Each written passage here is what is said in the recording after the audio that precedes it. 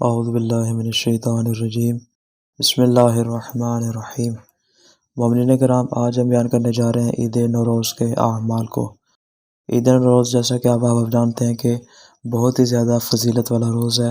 اور اس کے متعلق بعض حدیث میں بات وارد ہوئی کہ یہ دن بہت بڑی اعیاد میں سے شمار ہوتا ہے، اس لیے کہ بعض حدیث کے مطابق یہی وہ روز تھا کہ جس دن امیر کائنات علی ابن ابی طالب علیہ السلام کی ولایت کا غدیر کے مقام پہ اعلان ہوا تھا۔ اس مناسبت سے یہ عید جو ہے وہ زیادہ بابرکت ہو جاتی ہے۔ آج کے دن کے حوالے سے چند ایک اعمال ہے جس کو ہم انشاءاللہ یہاں پر آپ کے سامنے بیان کریں گے۔ سب سے پہلا ہے آج کے دن غسل کرنا، دوسرا ہے پاکیزہ لباس پہننا،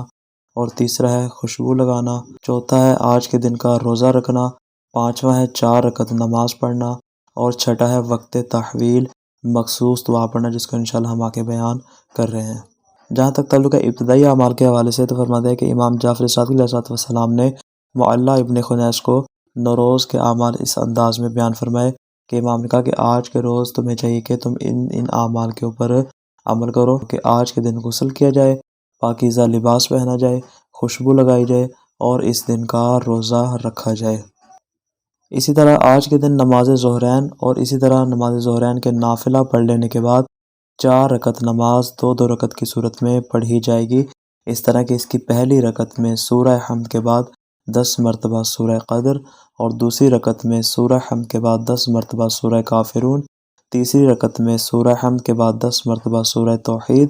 اور چوتھی رکعت میں سورہ حمد کے بعد 10 مرتبہ سورہ فلق اور 10 مرتبہ سورہ ناس پڑھی جائے گی۔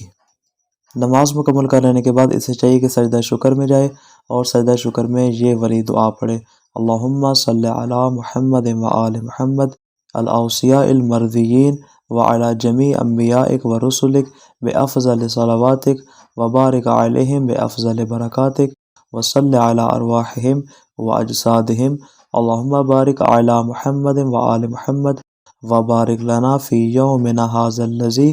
فضلتہ وکرمتہ وشرفتہ وعظمت خطرہ اللہم بارک لی فی ما انعمت بہ علی حتی لا اشکر احد غیرک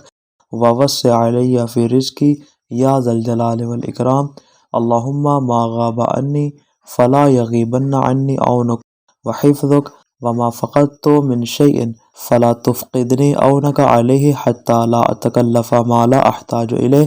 یا ذا الجلال والاکرام۔ نیز غیر معروف کتب میں یہ بات نقل ہوئی ہے کہ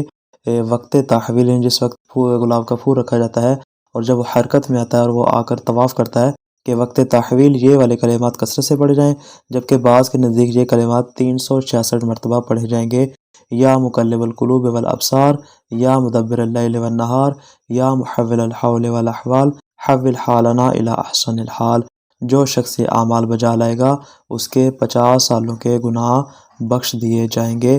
نیز کثرت کے ساتھ یہ کلمات بھی ادا کرے: یا ذا الجلال والاکرام۔ اس کی بھی بہت زیادہ فضیلت وارد ہوئی ہے۔ والسلام علیکم ورحمۃ اللہ وبرکاتہ۔